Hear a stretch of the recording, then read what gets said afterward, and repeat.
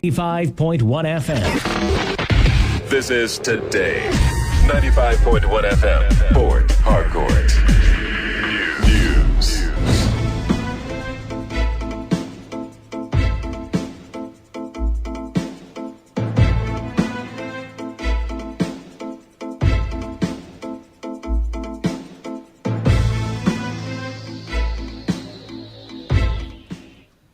Good morning. This is the World News at 7 on your premium talk radio. Today, 95.1 FM Port Harcourt. I am Kala Dakaru Batabo in the headlines.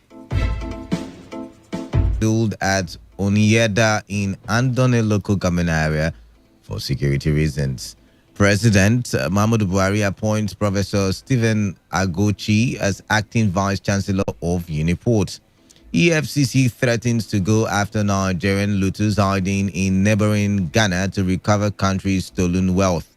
On the foreign scene, Sweden rejects warning from World Health Organization that included it among countries in Europe at risk of COVID-19 resurgence. Stay tuned for the news in details.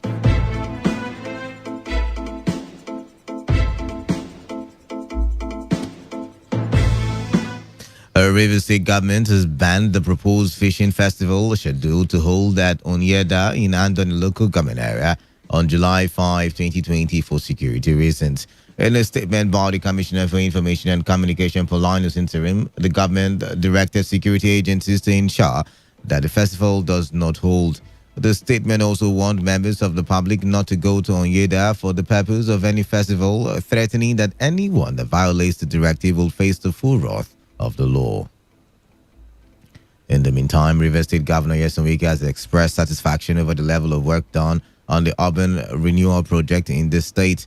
Governor Wike said the work is part of the promise his administration made to Rivers people. He reinstated his earlier stand that despite the outbreak of coronavirus, projects must continue to be executed. Governor Wike, while disclosing that investors are beginning to return to Port Harcourt with improved security in the state, assured that he was going to leave Port Harcourt better than he met it. From what is being done in the state, the urban renewal project is going on very well, and particularly these flyovers that the contractors are just quite on schedule, and we're happy that they're keeping to the promises they've made, and other areas like the OGRA and UGRA, you can see the total overhaul, and we cannot but say that we're overwhelmed with the level of commitment they've shown and how that has turned the entire area to be as if it's a new city all for the same. And that is what we promised our people, that whether COVID or not COVID, we'll continue to do the work we're supposed to do. Governor Wike said the government has signed a contract on the expansion of Rumula flyover, while plans are on the fourth flyover and dualization of Ezingbu Road, popularly called Mommy B Road, and Tumbia extension down to Ikwere Road. So for me, I believe that I must leave Port Harcourt far much better than what I met on ground. For now, we have signed the one of the expanding the Rumula flyover. That is being on now. They're putting finishing touches for them to move to site. And then again, they're also working on the main fourth flyover and the dualization of the major two roads. That is what they call the Ezimbu Road, or what road they call Mamibi Road. And then from Genesis, that's a Tumbia extension down to Ikwere Road. Members of Rundele and Odogu Special Peace and Advisory Committee Rosbach in Iveku Community in Emoa, local government area of River State, has called on government to intervene in the activities of some chiefs and stakeholders in the community.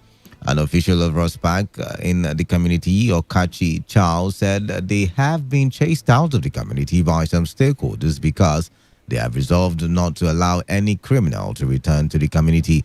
The Rosbach leader called on the government to hold those against Rosbach activities in the area responsible for any breach in security. After joining us back, and then when I come back to village, then one chief from Everco, who is the sponsoring of those bad boys. So what he did was to call the whole of us back, the people that is in Everco, and ask them that how much are they going to take to bring those boys that run away from Everco. We said we don't need money, that if those boys come and submit the whole of their arms, that we will accept what the chief is saying. So what the chief said, if we did not agree what he's saying, that he will use any means, then the next thing we saw is police, SAS people. We don't know where they come from. Us. Now that they've chased us out of the community, we want to tell government that from today, if anything happen in the East-West Road at Everco community, that these people, we mentioned the name, are the people that is responsible about. We have tried our best to make sure we chase some of the bad boys out of the community. So we don't know the next plan which they have for us. That is why we are telling government, we should call them and ask them why all these things are happening. On his part, one of the chiefs in the community, Sylvanus Amakonwo, denied the claims by the Raspak leader. On her son that is in prison now, what is he do? Where concerns me of what they are doing in Church? Ask for catching like that. I don't have anything hand. I'm a renowned chief. I don't like having anything. I don't have any time who is sponsoring. I'm less concerned for anything about sponsoring anything. All catching himself is in downstairs. As part of efforts to sustain the existing peace in Iba community in Emoa local government area of River State, stakeholders have established a local vigilante called Iba Security Peace and Advisory Committee ISPAC. According to a statement by Mac Ejowo, the ISPAC is to assist the various security agencies to strengthen the security of lives and properties in Iba community.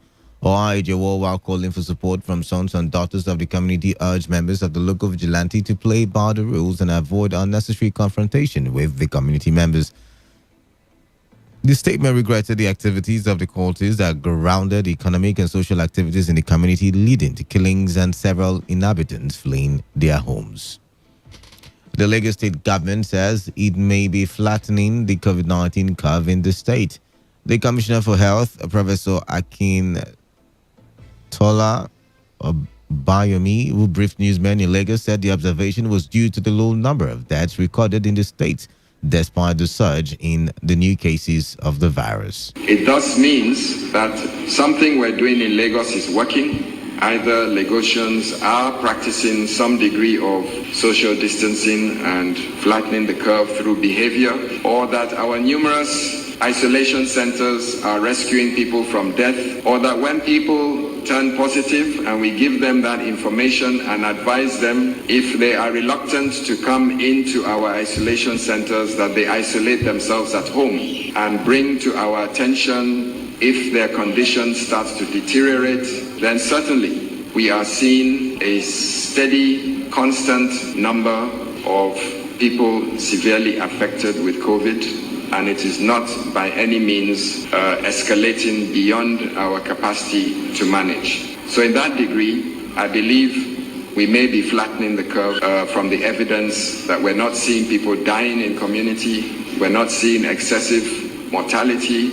our morgues are not filling up, and certainly there are not people dying on the streets as we have seen in other communities.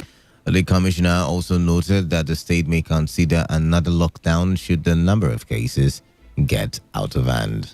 Well, that discussion has not manifested yet in the executive. We believe that we are managing a delicate balance between public health crisis and the economic livelihood of Lagosians. If things were getting out of hand, we would certainly consider another lockdown. But if you recall, Lagos has been at this long before our index case. We've had a significant level of preparedness, and as such, we believe that we have found at this point in time the balance between managing the public health crisis and managing economic livelihood in the state of Lagos. Delta State Governor Ifeanyi Okowa has gone into self-isolation as it was confirmed that one of his daughters tested positive to COVID-19. The governor announced this via his verified Twitter handle, where he noted that in line with the procedures of the Nigeria Center for Disease Control, his family would also go into isolation for 2 weeks. The chief press secretary to the governor, Olisa Ife-Ajika, also confirmed the development in a statement. According to him, the state government has intensified efforts at stemming the spread of COVID-19 in the state. President Muhammadu Buhari has approved the appointment of Professor Emmanuel Munakuroga Adigio as the Vice Chancellor of the Nigerian Maritime University, Okeren Koko. The appointment is to take effect from the 11th of June 2020. Similarly, the president has also approved the appointment of Professor Stephen Agochi Okodudu as the acting Vice Chancellor of the University of Port Harcourt for a period of 6 months. The acting appointment is with IFTA Press and Public Relations of the Ministry of Education, Ben Gung. The Minister of Education, Adamu, congratulated all the appointees. The chairman of the Progressive Governors Forum, Atiku Bagudu, says the National Executive Committee of the ruling All Progressives Congress did nothing wrong in dissolving the party's National Working Committee and putting in place a caretaker committee. The governor said President Muhammadu Buhari, who is the leader of the party, would never do anything that is contrary to the provisions of the party's constitution. Bagudu, who is also the governor of Kebbi State, made the observation after leading the new caretaker committee members on a courtesy visit to President Muhammadu Buhari. To Mr. President, which have in the delegation the brand new chairman of the All Progressive Congress Caretaker and Extraordinary National Convention Planning Committee. He is conscious of the mandate given to him by Nigerians, and he bothers a lot about his party. But what dominates his daily action is economy, security, transparency, and the progress of Nigeria. But Mr. President is very clear. He received due legal and remember, before the 2019 primaries, Mr. President demonstrated to everyone in this country that he will never sacrifice due process for expediency. Even when it is convenient to extend tenure of the then executive so that we don't have a convention and primaries at the same time, Mr. President says no matter how tough it is, we are going to do the correct legal thing. So Mr. President would never do anything which the constitutional provision of party, talk less of the country, does not allow him to do. The Federal Airports Authority of Nigeria says it will increase the passenger service charges on domestic and international flight tickets by 100% with effect from 1st August 2020. A report said the authority would increase the PSC on domestic flights from the current rate of 1,000 to 2,000 naira. FAN would also raise the PSC on international flights from $50 to $100 a move, which would see a rise in airfares on local and international tickets. The managing director of FAN, Rabiu Yadudu, disclosed this in a letter to airlines, adding that the decision was based on the approval given by the Minister of Aviation. Yadudu explained that the intention of FAN was to improve and upgrade airports infrastructure across the country, amongst other things. The international rights group Amnesty International has criticized the police for allegedly failing to prosecute members of the Special Anti-Robbery Squad whom it accused of engaging in torture of suspects. The group noted that the squad had continued to use torture and other ill treatment to execute, punish, and extract information from suspects. In a report titled Time to End Impunity, AI said it documented at least 82 cases of torture, ill treatment, and extrajudicial executions by SARS between January 2017 and May 2020. It said the victims are predominantly males between the ages of 18 and 35 from low-income backgrounds and vulnerable groups. The director of Amnesty International Nigeria, Osai Ojigo, said in a statement that the complete failure of Nigerian authorities to bring an end to the gross human rights violations perpetrated by the Special Anti-Robbery Squad or to bring any SARS officer to justice is shocking and unacceptable. She added that Nigerians are outraged by the systemic human rights violations perpetrated by the SARS with impunity. It said its investigation revealed a disturbing pattern of abuse of detainees in SARS custody despite the 2017 Anti-Torture Act. The group said it bore witness to the scars, bruises, and dried blood on victims' bodies, noting that many of them were subjected to beatings with sticks and machetes and denied medical care. The acting chairman of the Economic and Financial Crimes Commission, EFCC, Brian Magu, has said that the commission is putting resources together to go after Nigerian looters who are hiding in neighboring Ghana and recover the country's wealth. Magu spoke when a delegation of the Chartered Institute of Public Resources Management and Politics visited the commission's headquarters and said that the EFCC is partnering with its counterpart in Ghana on the impending asset recovery operation.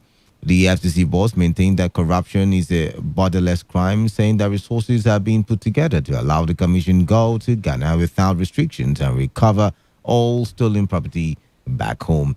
He appealed to Nigerians to trust the commission with relevant information about corrupt practices in the country, just as he also urged Nigerians to disregard the falsehood in some selected news outlets about him and the commission, saying that the EFCC activities were transparent. You're listening to the World News at 7 on Today 95.1 FM, Voice of the People. After the break, more news, foreign and sports stories. Do stay tuned. Every day, every hour, when the big stories break, depend on our 24-hour news team to bring you the latest. Today, 95.1 FM. 95.1 FM, Voice of the People. And we're back. You're still tuned to the World News at 7 on Today 95.1 FM, Voice of the People. The time is 16 minutes gone past the hour of 7. Welcome back now to the rest of the bulletin. Foreign Affairs Minister Geoffrey Onyema says at least 145 Nigerians stranded in Sudan amid the coronavirus pandemic have returned home. The minister said the evacuees arrived at the Nnamdi Azikiwe International Airport, Abuja, and would immediately observe 14-day isolation according to the protocols of the Presidential Task Force on COVID-19 and the Nigeria Center for Disease Control. The airline Air Sudan departed Khartoum, Sudan at 9 a.m. and arrived at Nnamdi Azikiwe International Airport, Abuja at 12:45 p.m. yesterday. Similarly, the Nigerians in Diaspora Commission said no fewer than 18 Nigerians stranded in Europe departed Paris this morning. The commission said the evacuees are added to the Murtala Mohammed International Airport, Lagos, and would be subjected to the necessary repatriation protocols. Troops of Operation Thunder Strike under the auspices of the ongoing Operation Accord on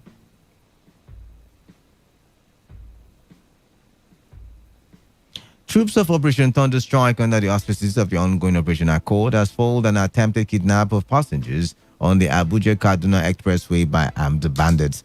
The coordinator, Defense Media Operations, Major General John Eniche, in a statement said that the failed attempt took place between Olams and Aleri Camp along the Abuja-Kaduna Highway. NHS said the troops promptly deployed to the scene and engaged the bandits with effective firepower, adding that the criminals were overwhelmed by intensity fire, forcing them to flee into the forest in disarray.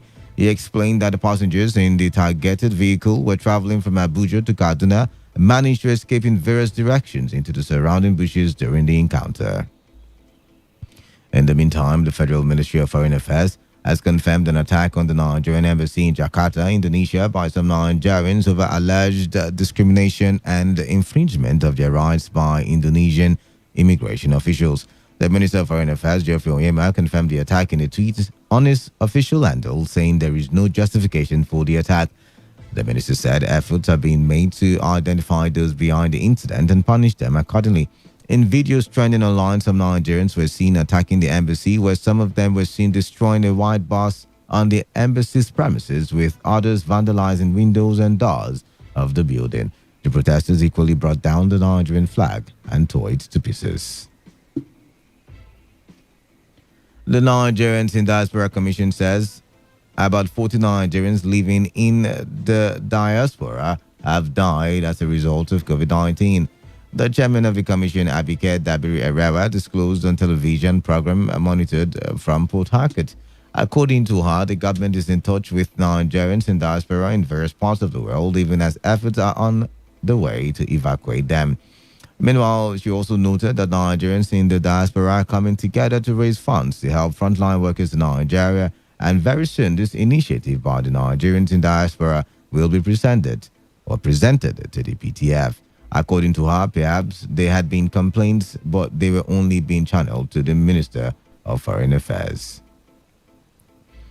The Swedish state epidemiologist Anders Tegnell has rejected a warning from the World Health Organization that included Sweden among countries in Europe at risk of a COVID-19 resurgence. Yesterday, WHO warned that several countries and territories were seeing a rise in infections.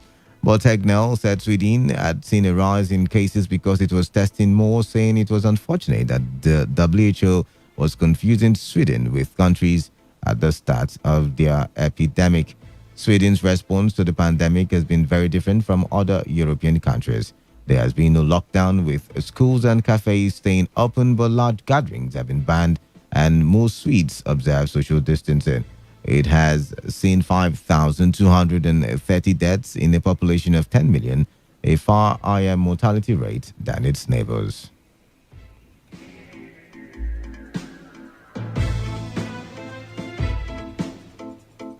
To end the news, here's a summary of the major stories. A Rivers State government has banned the proposed fishing festival scheduled to hold at Onyeda in Andoni local government area for security reasons. President Muhammadu Buhari has appointed Professor Stephen Agochi as the acting Vice Chancellor of the University of Port Harcourt. Economic and Financial Crimes Commission EFCC has threatened to go after Nigerian looters hiding in the neighboring Ghana to recover the country's stolen wealth.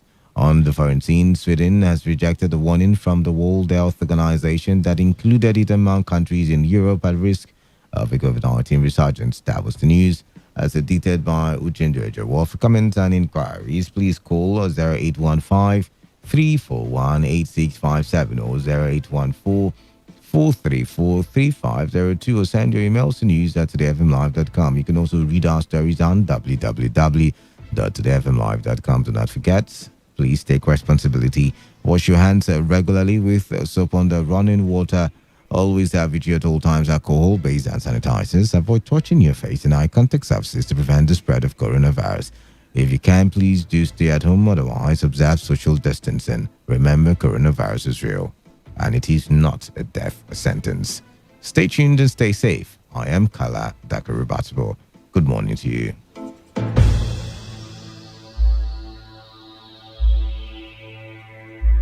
Today's news, today's entertainment, today's sports, today's issues. Today on Today 95.1 FM, Port Harcourt. Hooray! Today FM is at it again. Pay for 2 slots of production and get the third free. Yes! Produce 2 items with us and get the third one absolutely free. And more information, call the following numbers. 0818 389-2850. Again, 0818-389-2850. Only on Today 95.1 FM. 95.1 FM.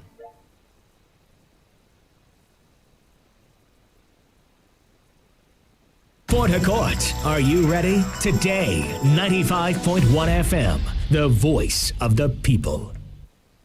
Radio has never been this good. Today, 95.1 FM, Port Harcourt. Smart is the new cool. It's educated. Miracles always happen to poor kids. Nobody's going near their presents until tomorrow morning. Don't believe me, just watch. Come on. You mess with one of us,